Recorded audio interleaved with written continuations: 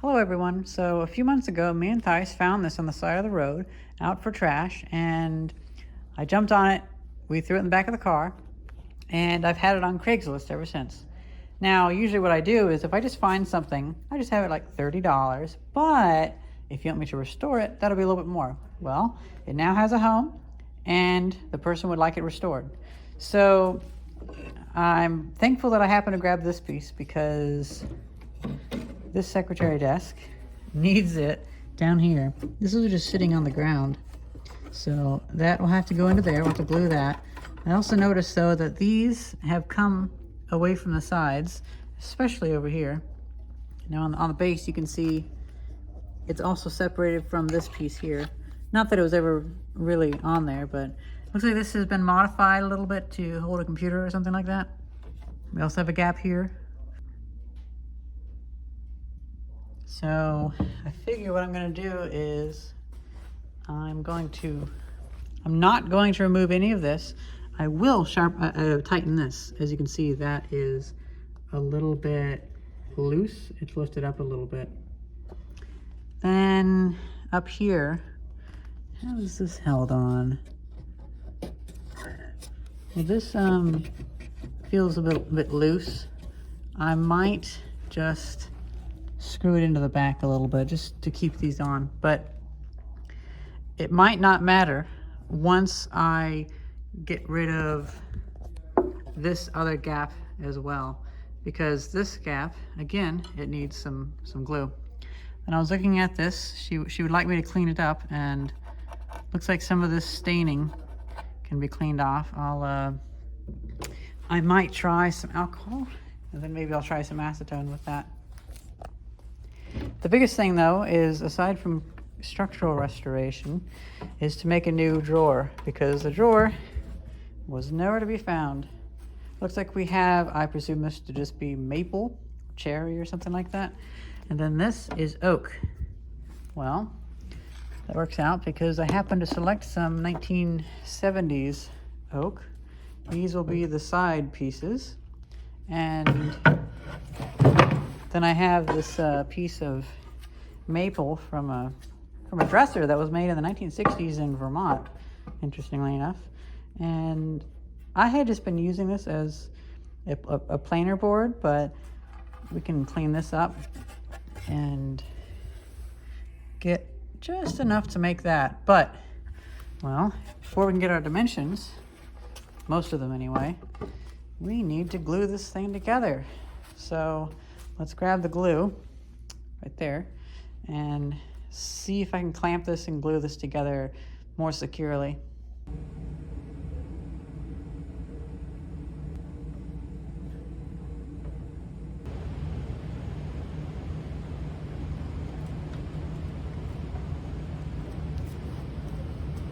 Okay, let's take a little status report.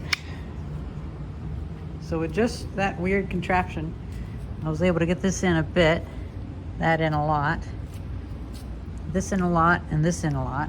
Let's see if we can knock this in real quick.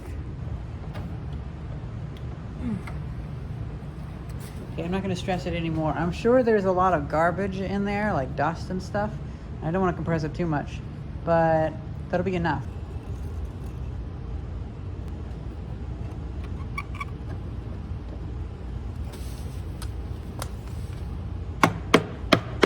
I got other stuff to do today, and I don't want to have to be tripping over this, so I'm going to put this facing inward.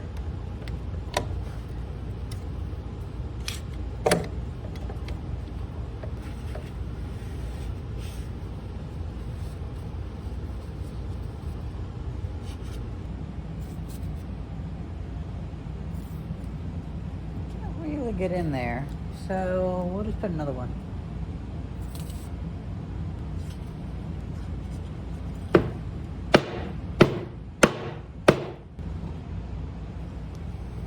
Well, there's a way to do a clamp with this, and that's using gravity.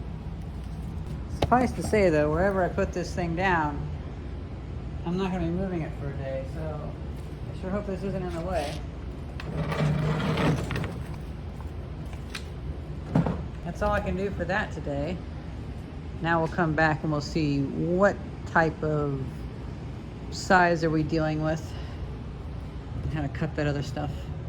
All right, it's the next day. Let's take it all apart and see what we got.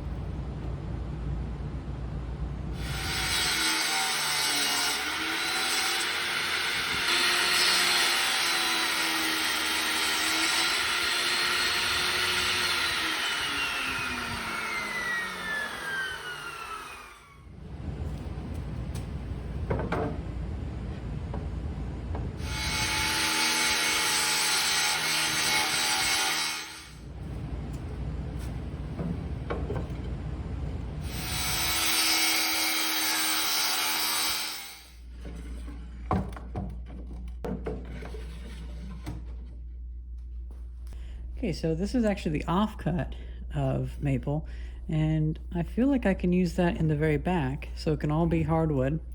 And I've marked how much I have to cut this in order to fit into here. And then I marked it here, how much I'll have to cut off, so it'll fit in between these two pieces. And then I should also, later on, I'll see if I can do like the dado set groove along here for the wood to fit in. So now I know where to cut along there.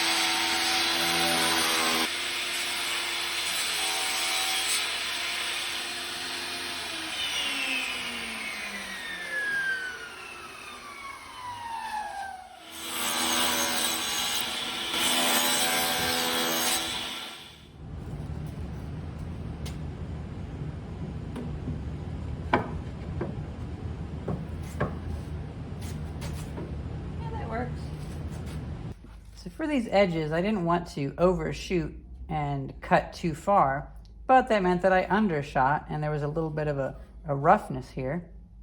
To overcome that, what I did was I just sanded the corners of these and then did a little bit of chiseling on this, but nothing too crazy because I didn't feel like doing too much hammering. And I figure sanding this would give a lot more freedom for a better fit. Well, I guess we should put this together and see if it even works.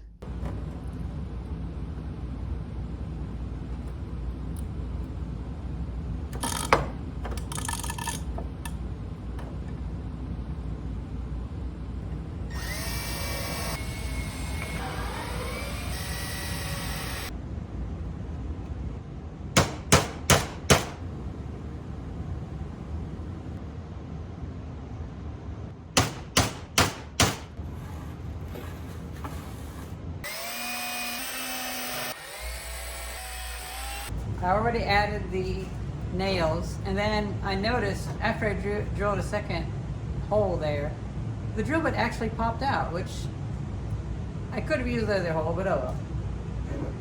Then I noticed this was a little bit tight still in that direction, so cut off a little bit more.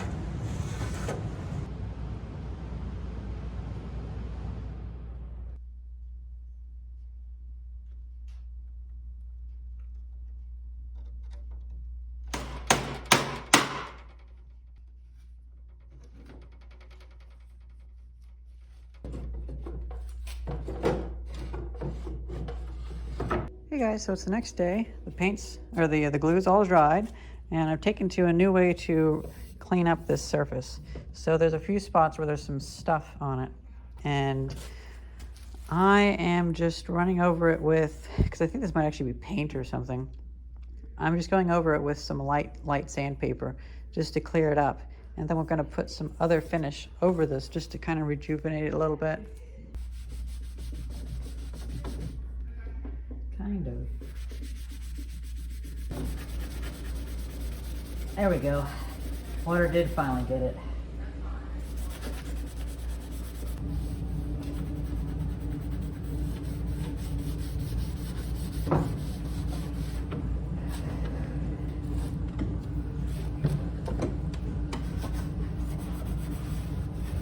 I've scrubbed this a whole bunch with water, and there's a few spots where I really had to scrub because the finish was actually torn up. So here's some acetone. I'm wiping on some acetone.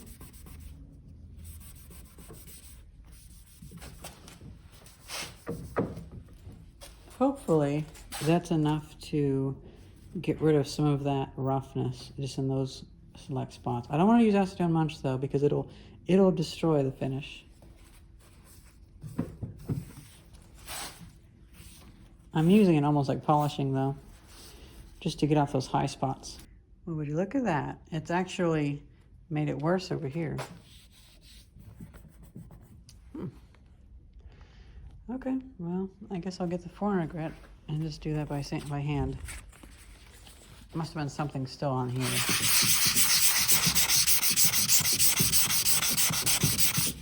Now a lot of that can be cleaned up by the poly stain that I'm going to be using. Yeah. Okay, well, I got some poly shades, stain plus poly in one step. I know some people don't like this stuff, but I've been able to get quite a bit done with it, and I wish I had some redder material that I could mix in with this and make a custom gradient, but I hope espresso is good enough for this.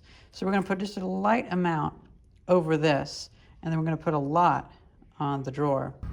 I forgot I still haven't finished sanding this. So if I did it now, you would see all the curly cues. That'd be annoying. Gonna switch this to inline sanding.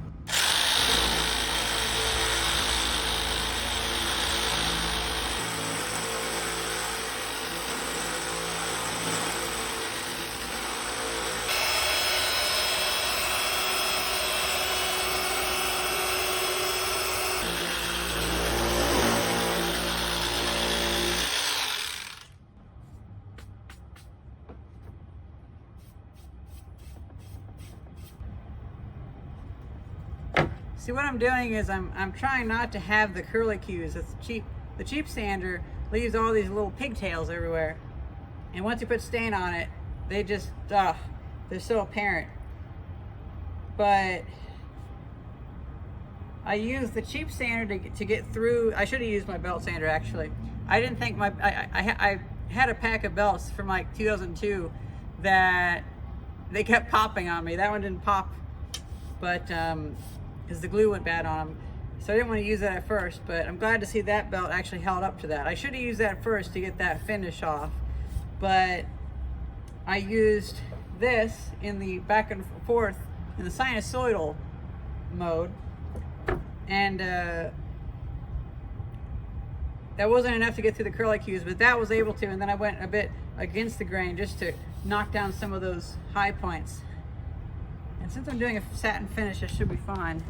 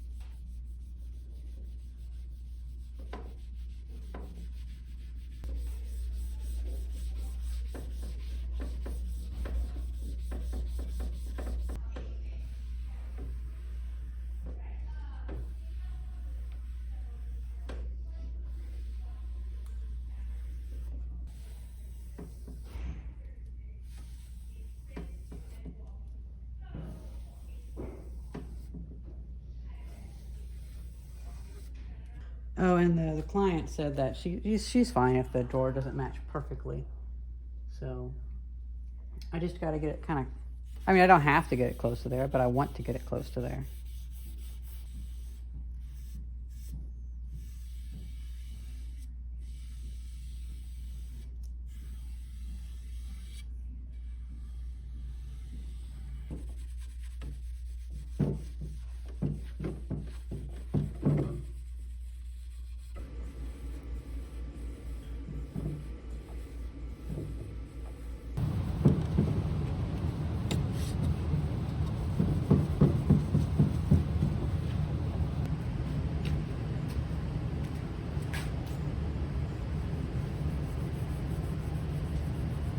This is pretty easy because I'm just putting another layer over the existing varnish, so it lasts a long time.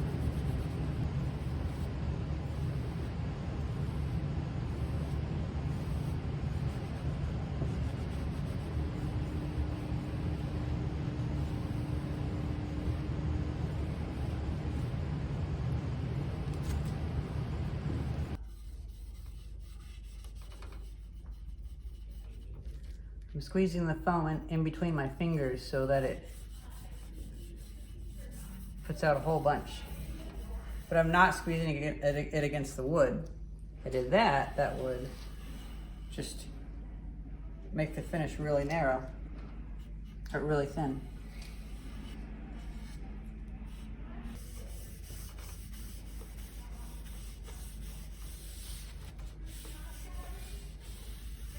I think we're getting diminishing returns on that one.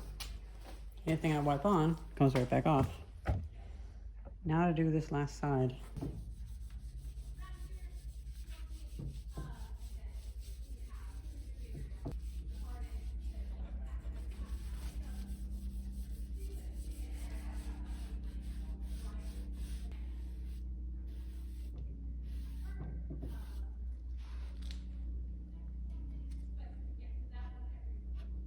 One last attempt at this. One last attempt.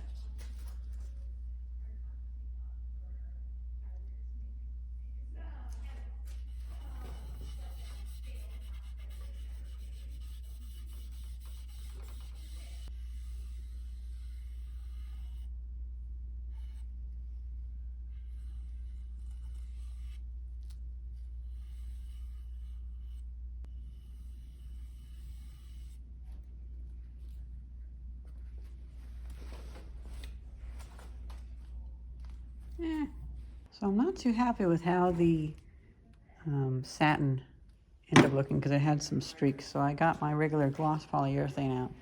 And I'm just going to try to resurrect this by putting a little bit over that. So apparently you're actually supposed to use a brush. I had no idea. I've just been using the little pieces of foam that I saved. It works sometimes, but not always. It usually works on gloss though. Well, tried something new and I learned. So it took a little bit off of that.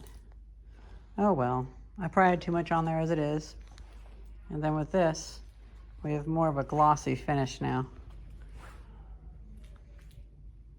It's still very, very wet, but it's better. I mean, not bad for like $60 in work that I'm doing.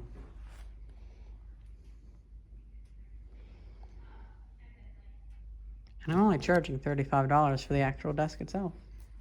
So I think that's pretty good. It's been 3 days and it's not even tacky. I like that. It does kind of bug me that that's not redder. Oh well. Well guys, I wasn't quite happy with how that finish turned out because the matte or the satin finish was still wet when I put on the clear coat, it did show up a little bit. Now it shows up a lot less. I know the lighting in here is terrible, but I like that. Not bad for a little piece of furniture that was, you know, somebody else could have taken it, but it was on trash day, and I kind of feel like I don't know if many other people in the area were gonna grab this, so I'm the one that did, and it'll find a new home. I'm pretty happy about that.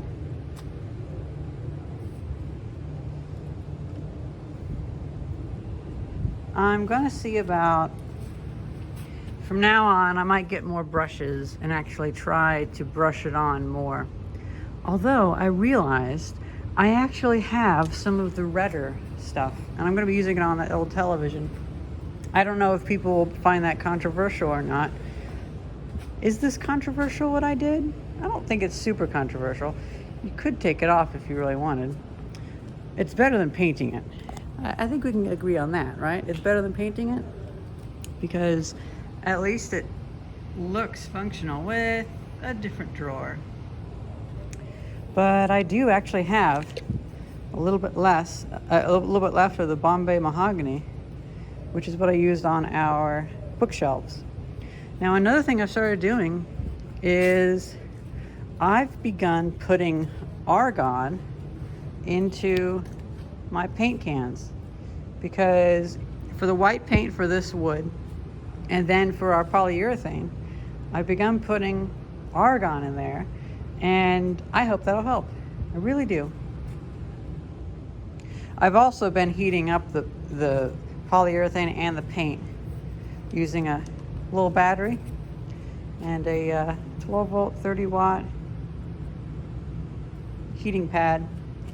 I don't have a temperature controller. I use this Pierce College book to sandwich it on there. Then I use this furniture strap around it. This is kind of like an insulator, and that keeps it warm. And I set a timer, have it on for 10 minutes, have it off for 10 minutes, have it on for 10 minutes. Then I shake it and see where we're at. All things considered, only putting about 4 or 5 hours into this, it worked out pretty well. And I hope I can salvage more antiques this way, because if somebody wants to refinish that drawer, they always can. That's 1960s maple? Yeah.